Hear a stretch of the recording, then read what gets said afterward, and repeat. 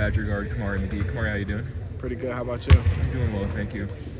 First off, I want to ask about the last game, and I'm curious, what did you guys learn about yourselves during that 3-game losing streak that kind of helped you in that recent win? Now we needed to be a little bit tougher on the defensive end. Our offense in those games were pretty good in the three losing games, but our defense needed to pick it up a little bit. We just needed to be a little more aggressive and assertive on the defensive end, and I feel like we did a better job of that in the last game. This next game is your guys' last before the real Big Ten schedule starts.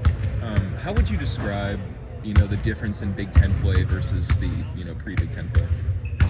Honestly, the difference is it's really hard to game plan because you don't know what a team will throw at you outside of your conference, just because you don't really see them every year. You don't see them often. So, it's just a different, just like trying to basically prepare for each game. Like, it's just a difference because Big Ten, you see those teams year after year, so you kind of know what their game plans are. So this is different in the preparation. Big Ten, I mean, there's a reputation for there being a little bit more physicality and intensity. Like, would you agree with that? Yeah, definitely. I would say the Big Ten is definitely known to be a little more physical, but it's a part of the game. How do you navigate this change, like going from, going into the Big Ten season? Honestly, there shouldn't be much of a change. We should prepare for each opponent in a similar way. Like, every team has different game plans, but we should be, as us, Wisconsin as a team, we should just prepare for everybody the same way to get ready so there is no change. There are a lot of new guys on this team, be it freshmen and incoming transfers who haven't played a full Big Ten schedule yet. Like, what advice do you have for them? Like what do you say to them? Honestly, just be patient. A lot of it is just patience. When you get in the game or if you're not seeing the court that much, it's all just patience. You just got to keep working day in and day out, and the time will come for guys to have their moments, so I would say patience is key. Touching on that, like, how was your approach to leadership change from last season to now? Honestly, I don't feel like it was much of a change. Ever since I've stepped foot on the campus, I've been a pretty vocal leader, so it's just the only thing that really changed was the minutes. Other than that, like, the leadership and the vocal, like, that's all the same.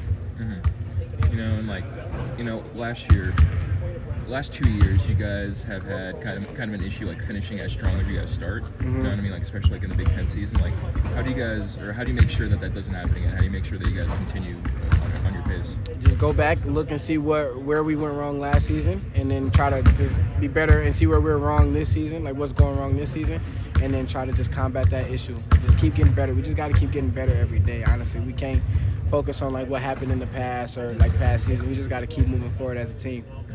You talked about like kind of reflecting on last season, making sure it doesn't happen again. Like, have you reflected on last season at all? Like, in thinking about how do you prevent that again? Oh yeah, a little bit. Because each year like the coaches come in with like new game plans or how we gonna run stuff this season. So like we have early on in the year, and every team goes through the rocky roads. It's a part of the game. So you just got to learn and grow.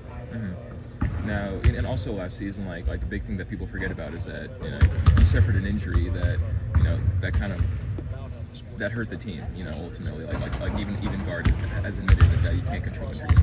Like, I know you're probably not thinking about it too much, or you're trying not to think about injuries too much. But like, are you doing anything to prevent it at all, or like prevent a possible injury? Honestly, no, because injury, that's out of my control.